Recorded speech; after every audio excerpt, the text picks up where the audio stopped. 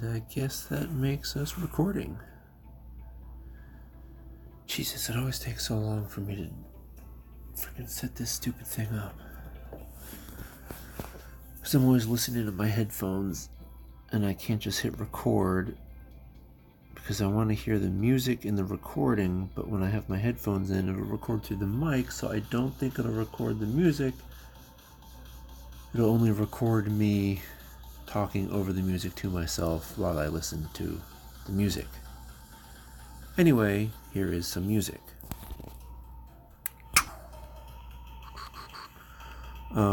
So I'm trying to describe this convoluted... Oops. Maybe I'll put this over here. Just trying to figure out this convoluted idea that literally started when I watched this. Episode number 4 of yours truly. I don't want to call him Bill Nye, but his name is Nye. But the other part of his name is not Bill, so don't call him Bill Nye. But yeah, he was talking to John Kim about Litecoin, and it reminded me, oh my gosh, this whole digital asset investing, whatever you want to call it, is very contingent on how investors literally feel about their investment. Like, I've somehow been able to not want to sell my Bitcoin because I feel like it'd be like selling gold. So it's annoying to take out, it's expensive, you just don't want to do it. I think I would sell my silver first, so my Litecoin first, so I feel like I shouldn't sell my gold if I haven't considered, or if I haven't actually sold any Litecoin, because to me that would be easier to sell, and it's faster and it's cheaper. So it's almost like I'm thinking about it in a totally weird, value-driven bias. I don't know what it's called, but it's certainly human psychology or something. And then I spend my like I wouldn't tip Bitcoin or I wouldn't tip Litecoin, but I'll tip XRP all day till the cows come home. And I don't know like what psychology, what kind of messages that is sending my psychological inputs. I don't get it. I was just watching this video and thought about that, and I was like, wait a minute, why am I am literally associating a feeling to a digital unit. When people don't want to sell their stacks of gold, or they don't want to sell their gold coins. Well, they also don't want to sell their silver coins either, but they're cheaper, so people have a lot more of them. It's just very... They're not cheaper, but you know what I mean. It's per unit, in this whole per unit thing. Oh my gosh. It is so human psychologically driven, it's ridiculous. It's basically I just lost my train of thought. Economic behaviors, and that's the easiest way I can describe it. Their economic behavior is going to be dictated strongly by how holding the assets make them feel, regardless of price. So it's essentially, how do you feel about this thing? You only have, say, what was his name? Dan Held. Yesterday he put up something about BlockFi or gaining interest on something, and he had in there 10 Bitcoin, and I was thinking, oh, that's a decent amount. That's like $94,000. So when that gets to 10,000, that's $100,000. All right, that's nothing to shake a stick at.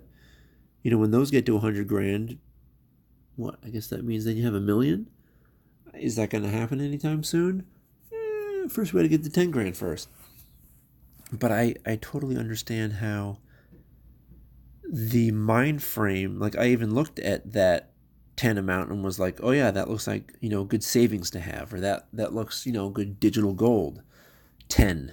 If I had 10 ounces of gold, it would be like, shit, this is hefty. This feels nice. I like this. So I took that 10 number and I really ran with it, and I was like, wow, that's what gold is. A store of value. You don't want to spend it. You would kick it. One of the worst purchases I ever made, two of the worst purchases I've made involved selling Bitcoin and buying Bitcoin. Two different purchases. Long story. But the point is, I don't want to sell them, period. Like, none of it.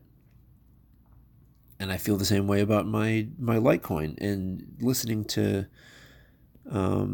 this video made me think it's like fair money, I guess. Or what did I call it? Yeah, here I said I hold my BTC and LTC like gold and silver, but spend my XRP like the world's first value-based fiat, which I totally believe. You may have to ask me about that later, because value-based fiat, I think, is the future.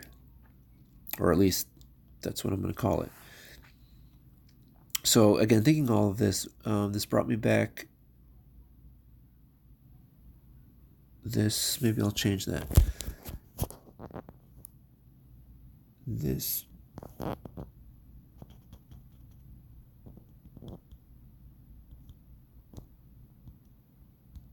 brought me back to, oh crap, now I'm really chopping it up. Hold on a second, I'll be back.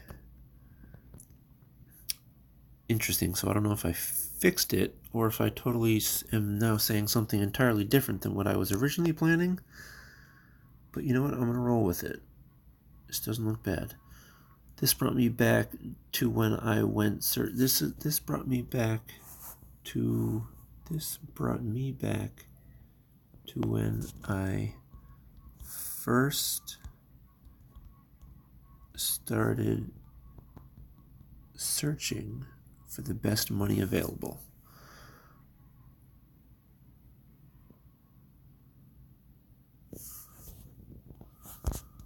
What everyone else was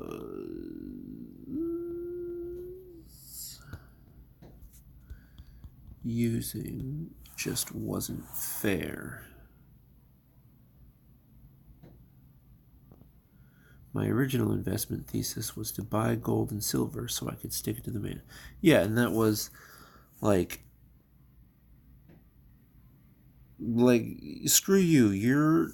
You've literally, because there are so many flippin' conspiracy theories on the origins of money, I've tried to keep it as inclusive and deep as possible, but not getting sucked into the conspiratorial realm of disbelief and misery, and I've been there, and it took me a long time to get out of it, so I have no interest in going back.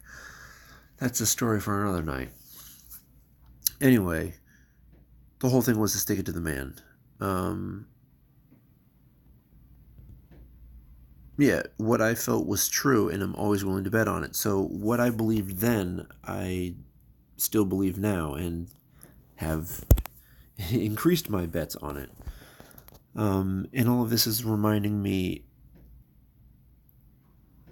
how figuring this out and expressing this to someone in a way in which they can find it, follow it, and try and understand it helps people build their digital reputations. Because if I'm thinking this as I'm doing this, but no one else hears it, it's like the whole tree falling in the woods. If no one's there, does it make a sound? So if no one listens to this, will the world be better or worse off if no one listens to this? And that's sort of been fascinating me ever since I've been looking for money, in that it's, the best way I can describe it is a psychological, mind-bending trip of a lifetime, that by the end of your lifetime, you kind of then figure out what it is. It's like your time. Like that's your most valuable asset to you. And how you spend it in the future will need to be determined by you. How you build it is up to you. Or, and here's where I kind of get a little technical, or, so I said a well-built digital reputation is where its associated asset gains all its value.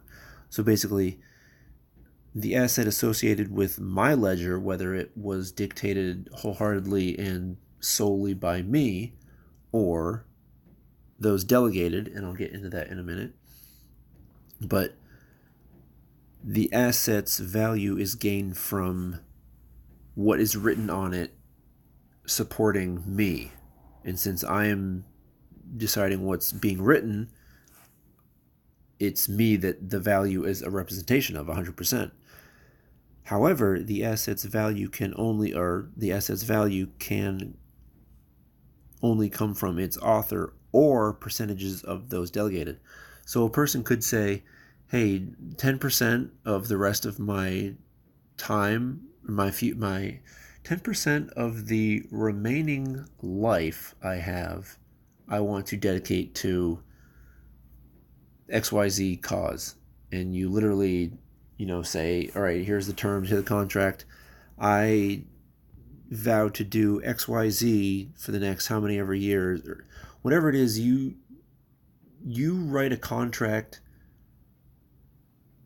delegating your time to someone else's cause, so to speak. Like you're willing to give someone else your opinion, if that makes sense. You're willing to step up to bat for them,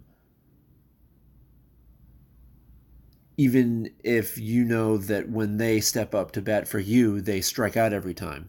Like even you knowing that, you're still going to make the right decision, or you're still going to make the choice of stepping up to bat for them because you believe in them. Anyway, so that's where the percentages of those delegated comes from. Crap, and I have 2 of these left. So now I need to go back and delete them. Oh, and something else I was thinking of.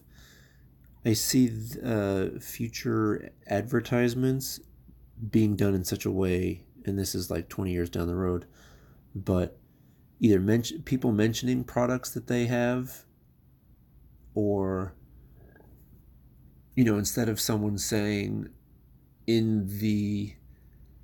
like in a podcast, how you just kind of hop in the middle and be like, and our sponsors are blah, blah, blah, and basically either someone's fast forwarding or doing whatever. The easiest way, I feel, and the most advantageous way for a content creator to market something is by using it. So obviously you're going to start with microphones, cameras, camera mounts, mic mounts, shotgun, lapel, tripod, desk. Everything and anything is going to be, I don't want to say scrutinized, but the technological developments in those electronic markets are going to be further developed down the road. We'll put it that way. I hope that makes sense. Anyway, this is now a 14-minute video. Well, I guess too bad you weren't here for the first hour that it took for me to write all this. So I literally sped it up. So you're welcome. And thank you. And have a good night. Oh, hold on. I gotta turn the tunes back on. Yeah. So Sorry, I didn't mean that. Don't have a good night.